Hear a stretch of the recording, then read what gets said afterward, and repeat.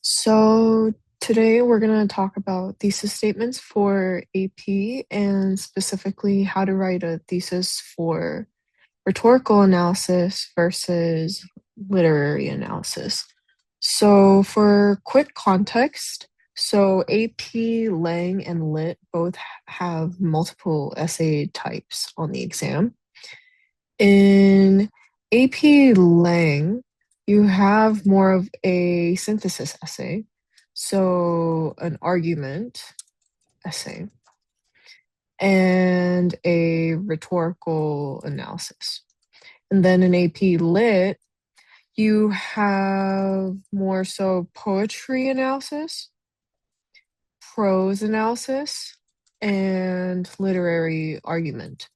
So each of these requires a slightly different approach, but today we're just going to focus on the analysis essays.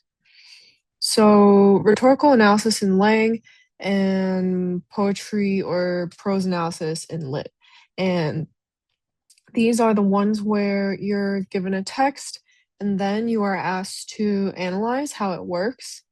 And this is where students often struggle because the thesis isn't really about what you are thinking, but it's about what the author instead of you, but the author, what the author is doing and why. So what we're going to do is break down what makes a strong analysis thesis in each. So for AP Lang's rhetorical analysis essay,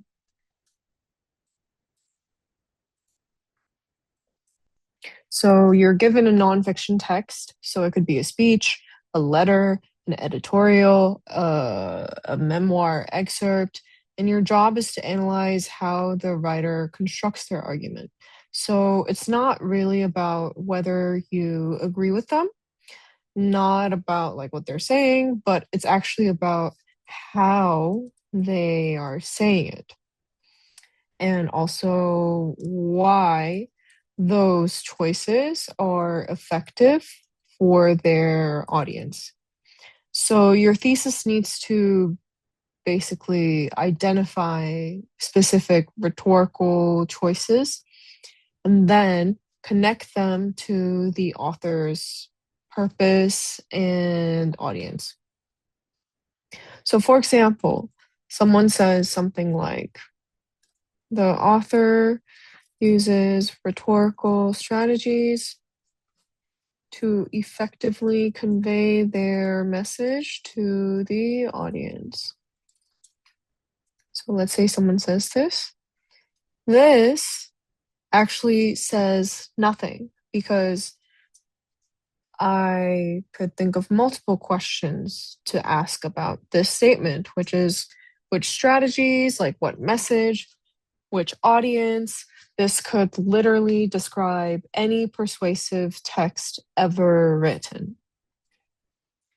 And maybe someone says something like, the author uses ethos, pathos, and logos to persuade the reader, let's say. And this is also something I see constantly.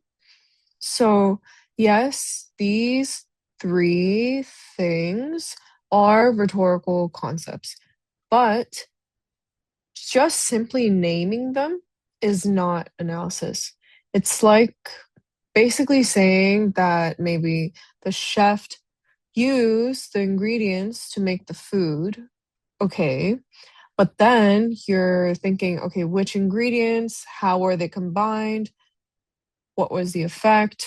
Multiple questions that arise because it doesn't end up really explaining the details. So, a strong rhetorical analysis thesis does three things. So, it first names specific rhetorical choices, as we have covered. And then two, connects those choices to purpose. And then three, And then 3 accounts for audience. So for 1, name specific rhetorical choices, it's not ethos, but how the author builds credibility. So through whether it be personal anecdote, professional credentials, it could be any of those things. But it's not pathos, but what kind of emotional appeal. And so it could be fear, nostalgia, like many different ones could arise. And then for 2, connects those choices to purpose. So you have to think, okay, why is the author making these specific moves? What are they exactly trying to accomplish? Are they trying to move the audience to action, shift their perspective, build solidarity? And then for 3, accounts for audience. So rhetorical choices work differently for different audiences.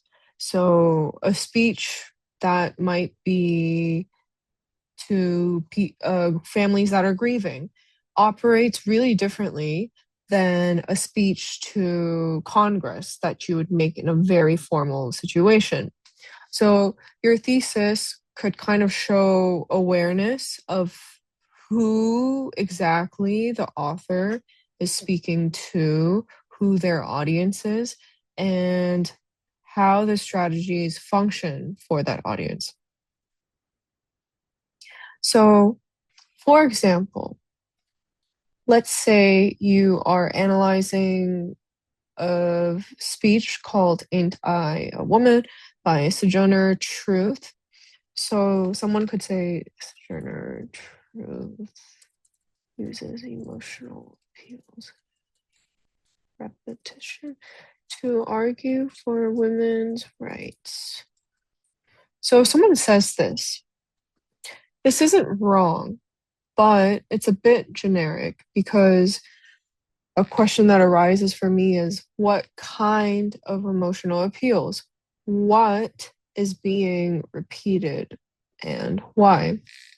So, what kind of emotional appeals? What is being repeated and why?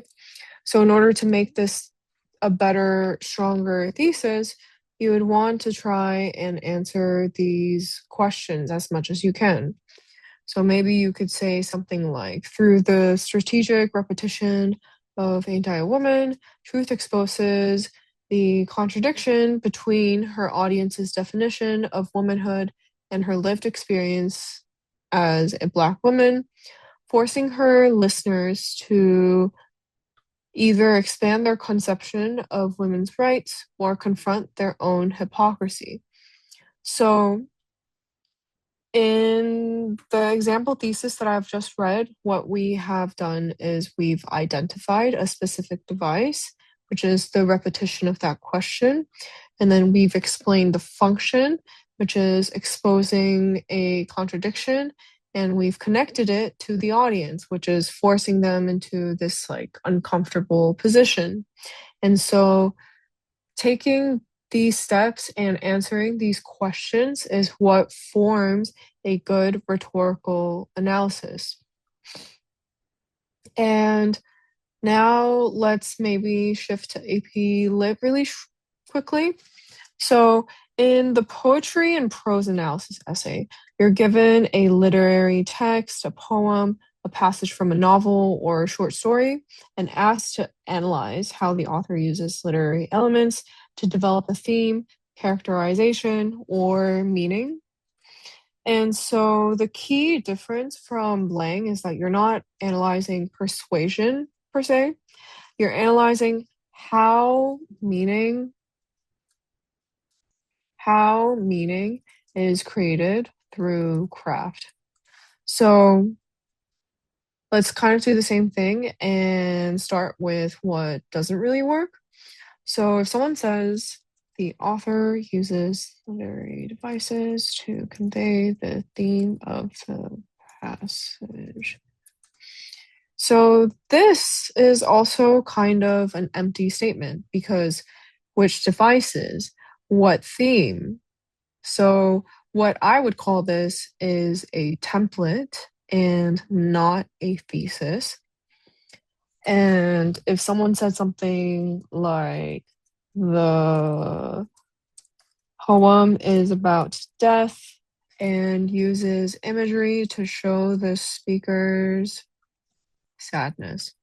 So this is also a very common one that I see. And to me, this one feels quite surface level because yes, there is imagery, and yes, the speaker is sad, but what exactly is the student's interpretation? What exactly is your interpretation? What is the poem saying about death that isn't immediately obvious, that isn't glaringly obvious? So a strong literary analysis checks off three things, which is the first one is makes an interpretive claim. So it's not just the poem is about death, but what the poem is saying about death. What perspective or what kind of insight or what kind of complexity is the author exploring? And then the second one is it identifies specific literary techniques. So kind of similar to the last one. So it's not just imagery simply put, but what kind of imagery.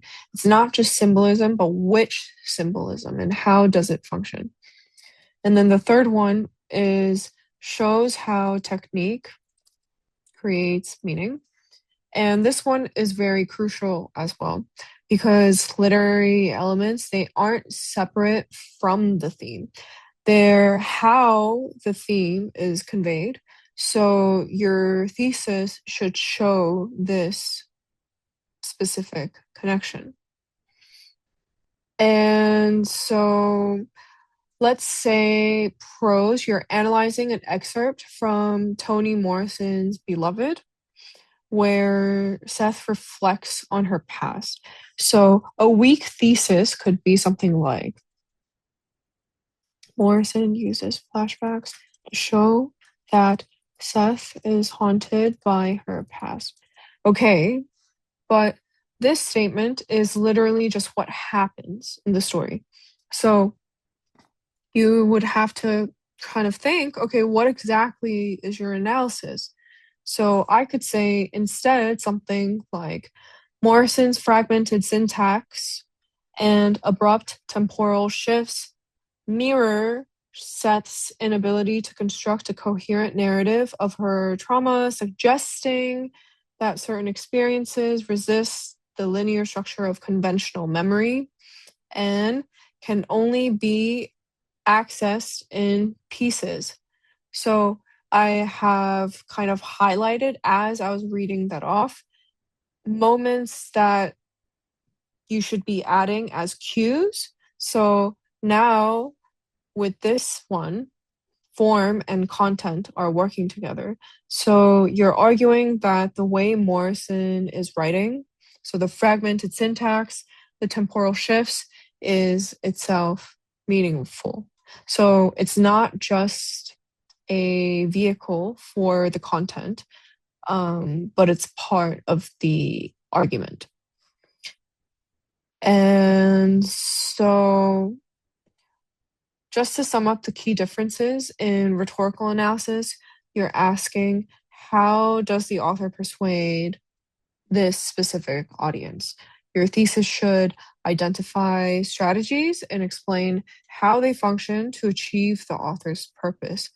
And then in literary analysis, so rhetorical analysis, how does the author persuade this specific audience is like the main question.